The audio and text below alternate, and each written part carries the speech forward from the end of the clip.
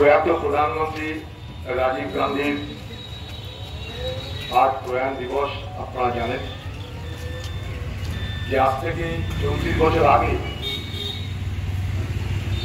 তামিলনাড়ুর শ্রীপেরাম্বুদুর বলে একটা এলাকায় যখন লোকসভা ভোট চলছিল, সেই লোকসভা ভোটের প্রচারে গেছিলেন রাজীব গান্ধী। নিজের বাড়িতে তার সহধর্মিনী, তার সন্তানদের সঙ্গে নৈশ আহার গ্রহণ করার পর তিনি নিজের বিমান চালিয়ে, তিনি যেহেতু পাইলট ছিলেন তাই তিনি নিজের বিমান চালিয়ে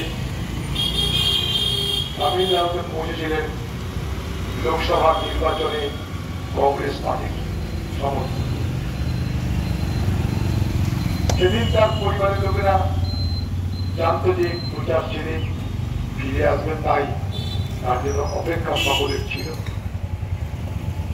কিন্তু সেদিন সেই ভয়ঙ্কর রাত্রে 10:10 একজন মহিলা, যে প্রকৃত অর্থে একজন সন্ত্রাসবাদী দলের একজন কর্মী ছিলেন, তিনি গুটি গুটি পায়ে রাজীব গান্ধীর দিকে এগিয়ে এলেন তাকে মালা পরানোর জন্য।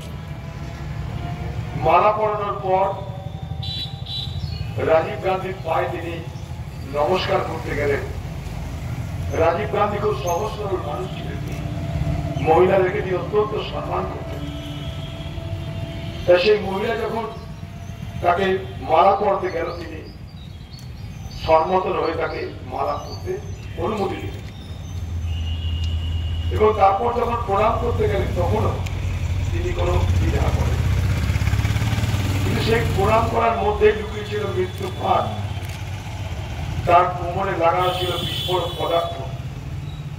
প্রণাম করবার আশায় সেই বিস্ফোরক পদার্থের যাতে বিস্ফোরণ হয় তার জন্য তার যে বেল্ট ছিল সেই বেল্টের সুইচটা তিনি অন করলেন, আর এক ভয়ঙ্কর বিস্ফোরণ।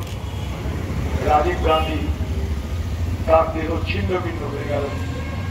পৃথিবীর ইতিহাসে এক নিষ্ঠুরতম হত্যার সাক্ষী থাকল মহাত্মা গান্ধীর অহিংসা দেশ ভারতবর্ষ। রাজীব গান্ধী বলতেন, মহিলারা হচ্ছে সমাজের দিকে। রাজীব গান্ধী বলতেন যে মহিলা আছে বলে সমাজকে ঐক্যবদ্ধ রাখা সম্ভব।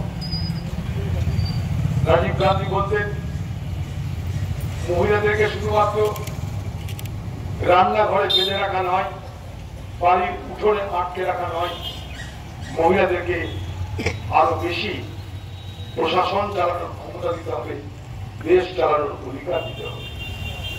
সেই লক্ষ্য নিয়ে যে গ্রাম পঞ্চায়েত অর্থাৎ পঞ্চায়েতি রাজ এবং নগরপালিকা, যাকে আমরা মিউনিসিপ্যালিটি বলি, সেই পঞ্চায়েতি রাজ এবং নগরপালিকা যে আইন হয়েছিল সেখানে প্রথমেই মহিলাদের জন্য 30% আসন সংরক্ষিত হয়েছিল। সেটা এখন বেড়ে 50% হয়েছে বিভিন্ন রাজ্যে। সূত্রপাত রাজীব গান্ধীর হাত ধরে। সেই রাজীব গান্ধী যিনি সব থেকে বেশি মহিলাদের কথা ভেবেছেন, যুবদের কথা ভেবেছেন, সেই মহিলাদের মধ্যেই একজন সন্ত্রাসবাদী পোশাক পরে তাকে হত্যা করে দিলেন। ভারতবর্ষের আত্মা হারিয়ে গেল। সারা ভারতবর্ষ শোকে দুঃখে কাতর হল।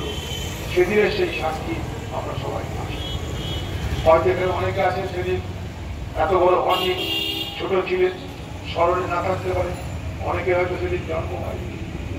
সেই ভয়ঙ্কর দিনটি কথা আজও আমরা স্মরণ করি না।